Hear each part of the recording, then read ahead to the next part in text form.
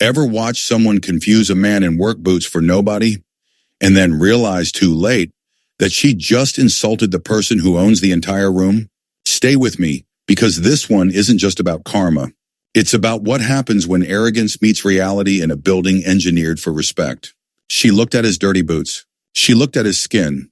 And with a face twisted in disgust, she spit on the marble beside him like she wanted the floor itself to reject his presence.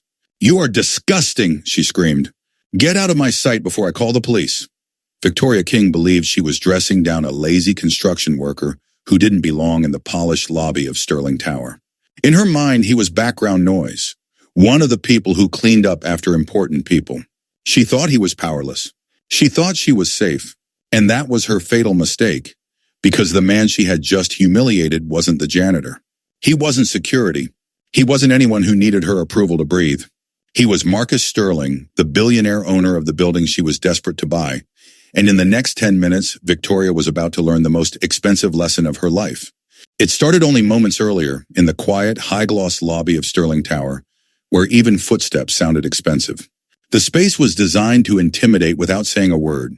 Towering columns, marble floors polished like mirrors, soft lighting that made everything look curated.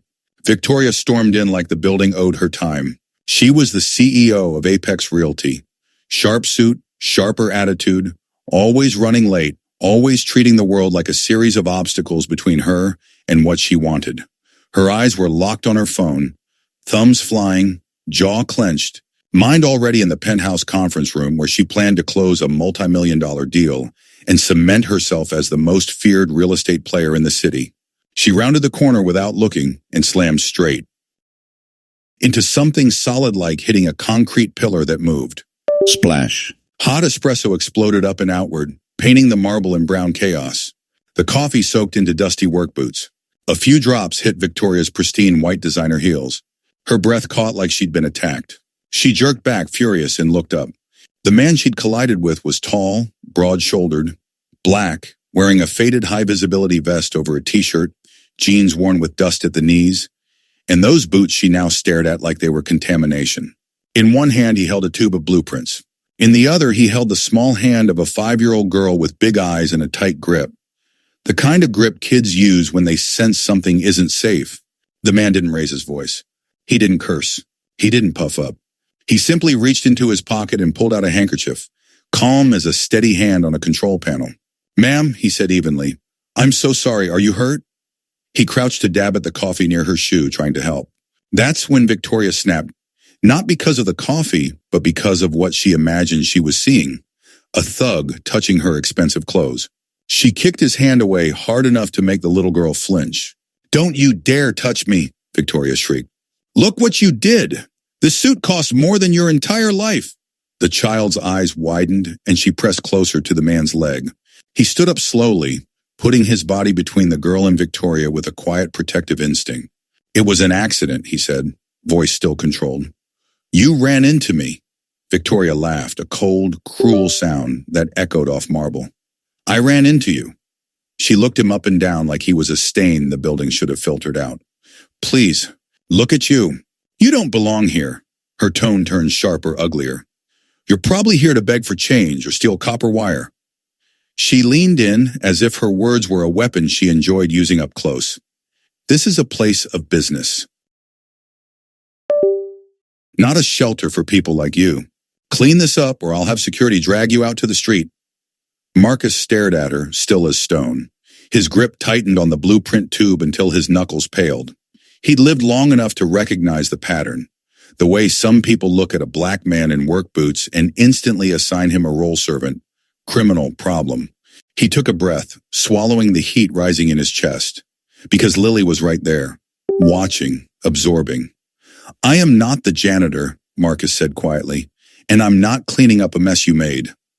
That word no hit Victoria like an insult.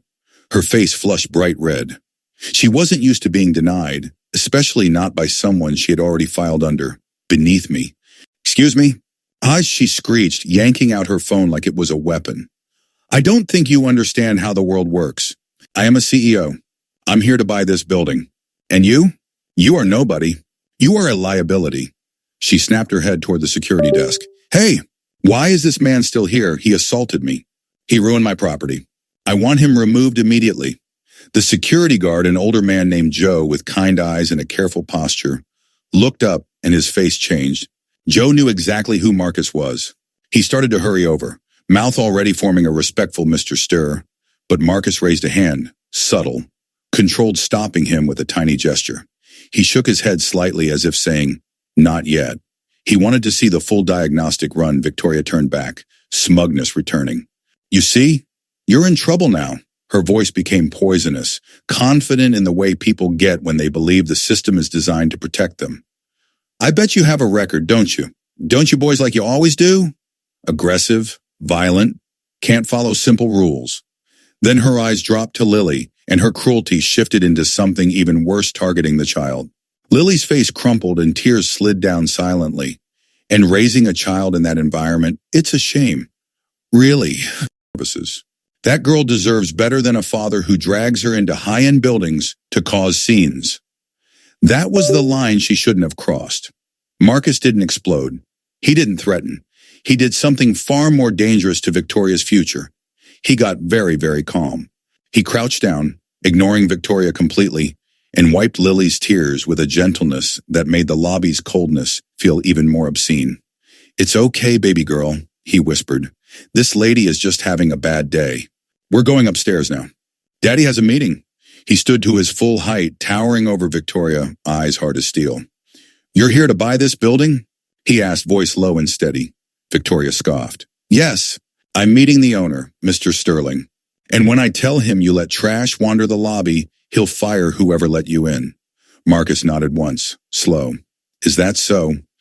He stepped past her, taking Lily's hand. "Then I won't keep you. Don't be late." He walked toward the executive elevators. Victoria snapped, "Hey, you can't use those.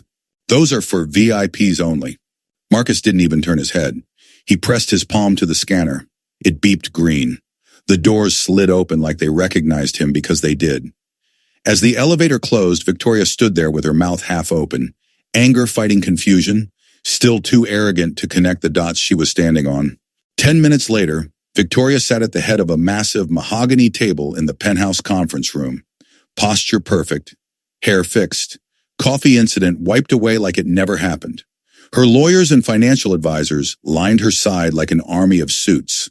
Across from them sat the board of Sterling Enterprises, calm, composed, watching her with expressions that had shifted subtly from professional neutrality to discomfort. This deal was everything. If Victoria acquired Sterling Tower, she'd have leverage, prestige, headlines. It would be the kind of acquisition that made rivals nervous and investors greedy. Victoria flashed her practiced corporate smile. "So where is this mysterious Mr. Sterling? My time is very valuable." An older board member with glasses checked her watch. "Mr. Sterling is extremely punctual. He likes to inspect his properties personally before a sale. He wants to ensure the buyer respects the integrity of his designs." Victoria rolled her eyes, checking her reflection in her phone. "Integrity, please. As long as the building is sound, I don't care about artistic sentimentalities. I'm renovating the lobby anyway. It's too open. Let's in too much riffraff." She leaned toward her VP and whispered loudly enough for the room to hear. "You wouldn't believe what happened downstairs. Some construction worker, huge thug, practically attacked me. Spilled coffee everywhere. Had his kid with him too. Pathetic." Her VP gave an uncomfortable chuckle. "Did you call security?" "Of course," Victoria bragged. "I put him in his place. Someone needed to teach him a lesson about hierarchy. These people think they can walk anywhere. It's the entitlement for me." On the opposite side of the table, the board members exchanged quick, awkward glances. They all knew Mr. Sterling often came straight from his construction sites because he cared about the work. They all knew he was a single father. They all knew what kind of man he was and what kind of man he wasn't. Then the heavy double doors at the end of the room clicked. Silence snapped into place. The older woman straightened. "Ah, here he is." Victoria stood, smoothing her suit like she was preparing to charm an old white billionaire with a handshake and a smile. "Finally," she said under her breath. The doors swung open. Victoria expected a silver-haired man in a tailored suit, someone from her world. Instead, Marcus walked in. The high-vis vest was gone. Underneath, he wore a fitted black t-shirt, the same dusty jeans, blueprint tube in one hand, and Lily perched on his hip holding a juice box.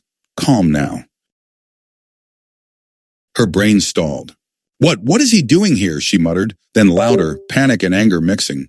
Is this a joke?